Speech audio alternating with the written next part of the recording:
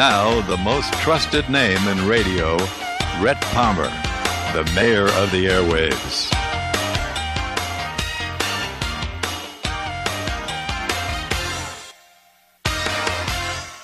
All right. It's another beautiful day in paradise.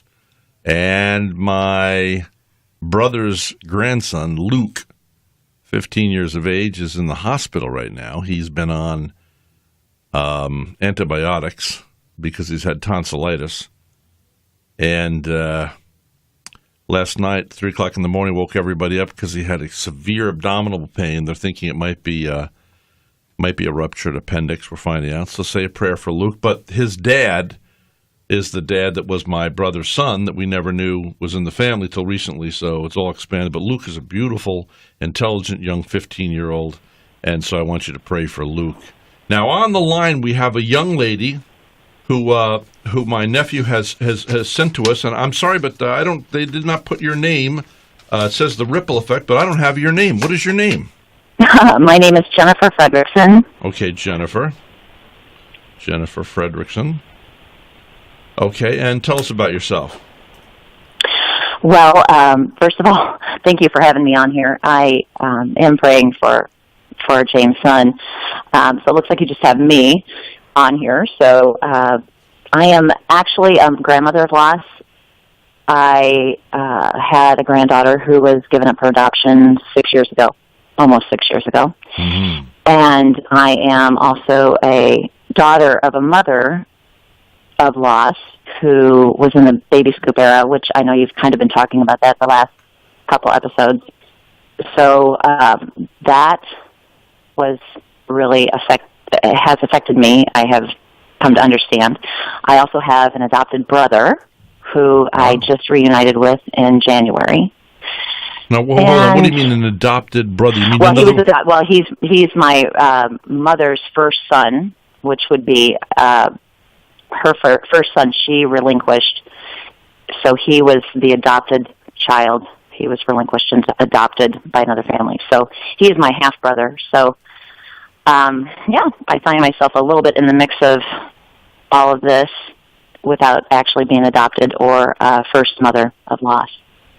So now let's explain this. Explain to people. Listen, they don't know what this means. A grandmother of loss, a mother of loss, a father of loss. Explain what that means, please. Yeah, all of this language is pretty common and understandable when you've been in adoption land for a while. Grandmother of loss would be my own daughter relinquished her daughter, which means that I have lost my first grandchild. So my title in this would be grandmother of loss. Hello? Yeah. Can you hear me? Yes. Okay. So why did James want to book you on the show today to talk about this? The ripple effect. I think what he wanted to. I think it was a different perspective. There's a voice missing in this adoption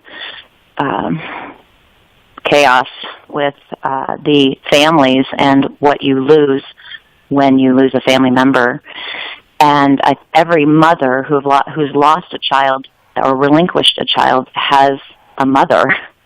And we've played a very big part of either the relinquishment or the parenting their choices, because my daughter was a teenage pregnancy. She had a teenage pregnancy in her senior year, her and her boyfriend, and it's a different perspective on how the family,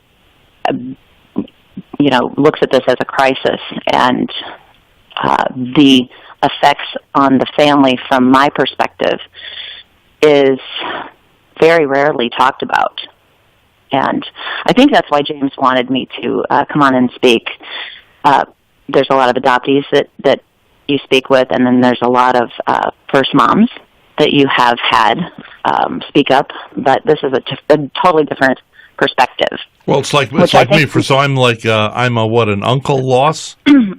What would you call me? An uncle at loss? An uncle loss? What would you call me? I don't know. I don't know the exact terms, but I would say uncle of loss. I have two other daughters. I would say they're aunts of loss. It's affected them very much so. Okay, so I'm an uncle of loss because... Yes, you are an uncle of loss because you yes. I didn't get to grow up with, of course, James. I didn't get to grow up with his half-sister, which was my brother's daughter, and we knew none of these people existed on the earth until after my brother's death on 911 when he drowned.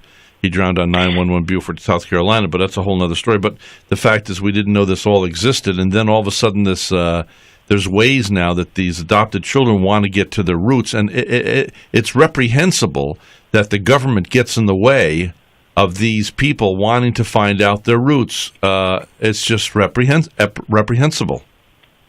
Yeah, I don't believe that many people understand that adopted children, adults, can't have their original birth certificate. I don't think that people know the details on the laws and the just anything about adoption. I think that there's just one narrative, and nobody else digs into it until you're affected by it, and then your eyes start to open to all of these.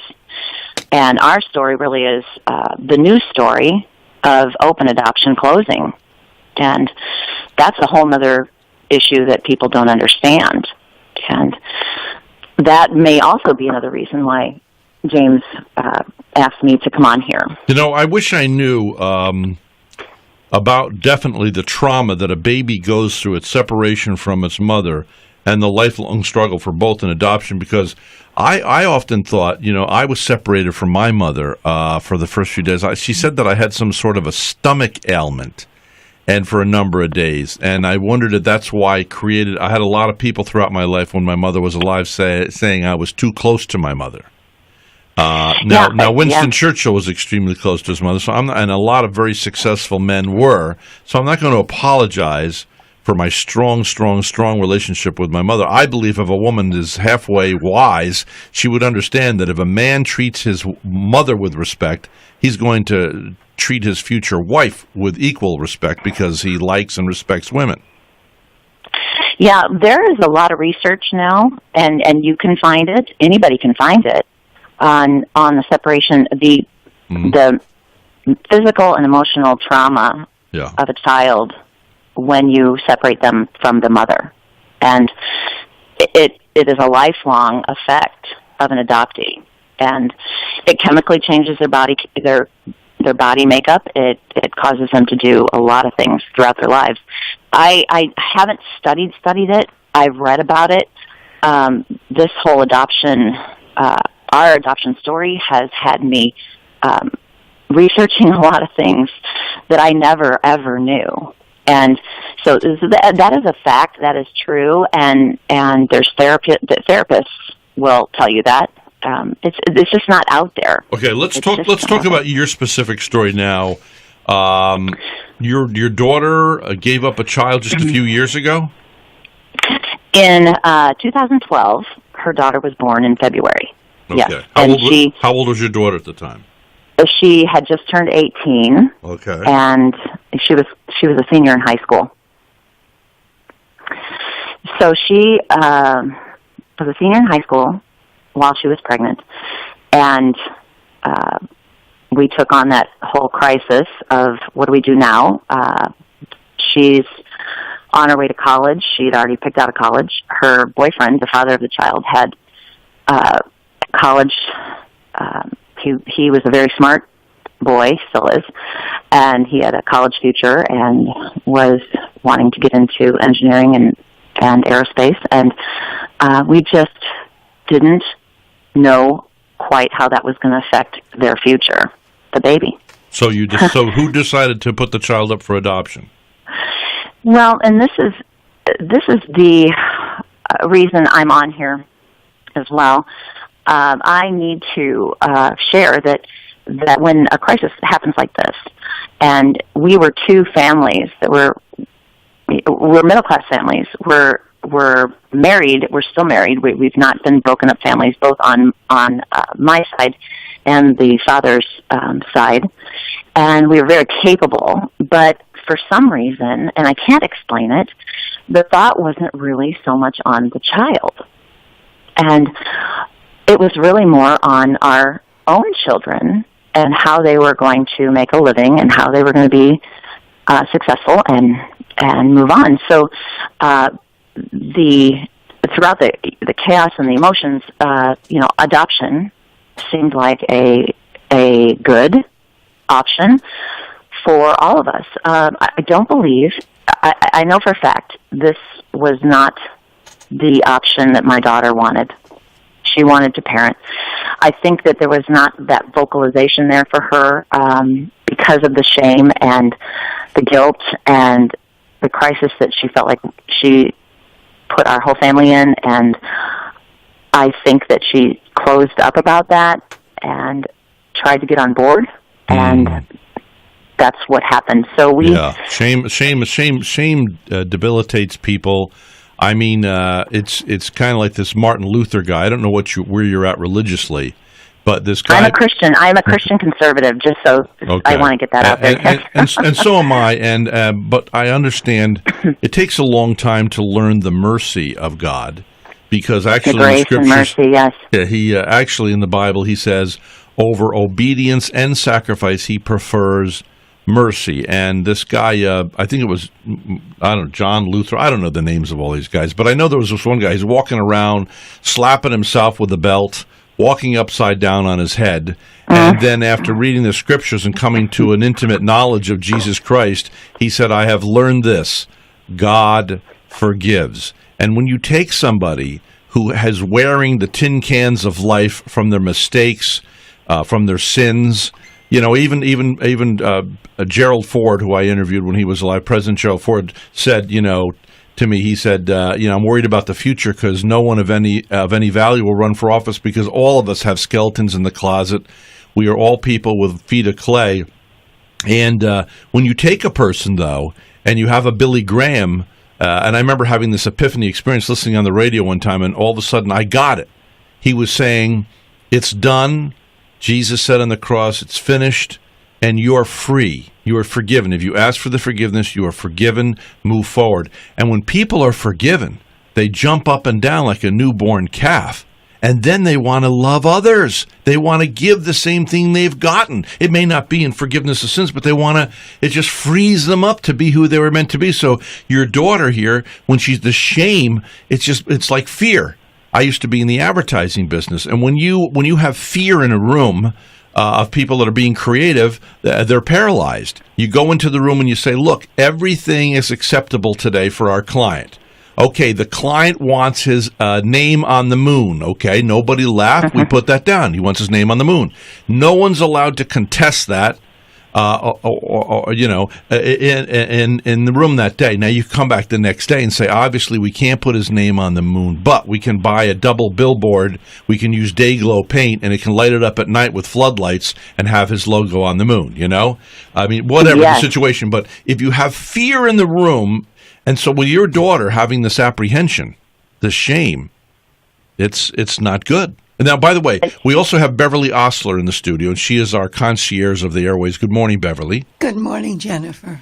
And good morning, Beverly. And Beverly is from Vermont, and she has 3 boys that are all grown up, 3 men, and I've met them all, very nice young men.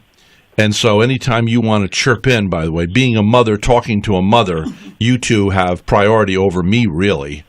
So from a mother's perspective, Beverly, do you want to say something to this nice lady? Well, I'm sure she's gone through a tremendous grief of what's been done in the past. But I always love to hear stories about people who have been orphaned, and there's a void in their life. And I'm sure your daughter's feeling that. So tell us some more about your daughter. What happened? Continue. Yes, and the shame, back to the shame and the guilt. I think basically what happened, because we've been in the church for as long as we've been married, and my husband and I have 3 daughters, and this daughter is my middle daughter. And the grief and shame of this unwed pregnancy and us being in the church, we really felt like I understand this now because God's humbled me, and I have to take responsibility for my part in this. Well, what is your part? Putting guilt on your daughter? My part in this was really my husband and I. We really didn't seek out the knowledge, really, of what adoption trauma does, and we didn't force our daughter to give up her baby, but I think subconsciously she knew that was that was the option that we really thought was best. So we didn't, in our viewpoint, we did not protect her. She was my daughter, and we feel very we regret so much not really researching and looking into this to see how this would affect her. So the grief and shame, we took on this crisis. It was our crisis, and we made it a crisis, which really should change. But my daughter, Beverly, I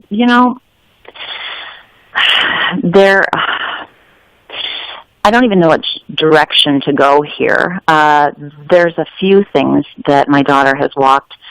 The fact that when she, about 6 months into her pregnancy, we had visited an attorney.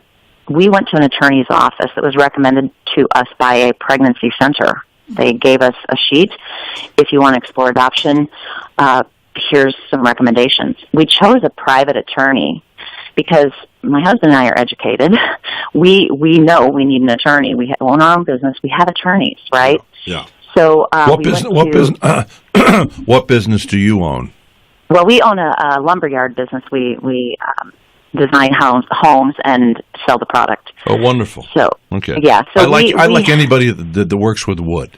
From Jesus on up. I even like wood instruments. We know about wood, but we don't know about computers. We don't know anything else. But so we did approach this attorney. Actually, the father's family also came with us. We were a family of 6, and we took the profile books home. And even at that point, I could tell my daughter did not want to do an adoption or was really not sold on that. We had talked about open adoption and how that could be a great option for her and her boyfriend, and that they would still be in contact. We knew someone in an open adoption. It was beautiful, all this stuff. So we took the profile books home. The kids looked through them. It was tormenting. I could tell it was tormenting. I picked up those books one evening and took them right back to the attorney's office and said, don't call us, we're done. Okay. This is not going to happen. Really? Now, hold on a second. I've got to stop you there because the computer automatically knocks us off for news. So can you stay with us for another half an hour? Absolutely. Okay. We will continue our conversation about the ripple effects of abortion that it has on families. And it's long-reaching, folks. Something needs to be discussed. This is the mayor. We'll be back.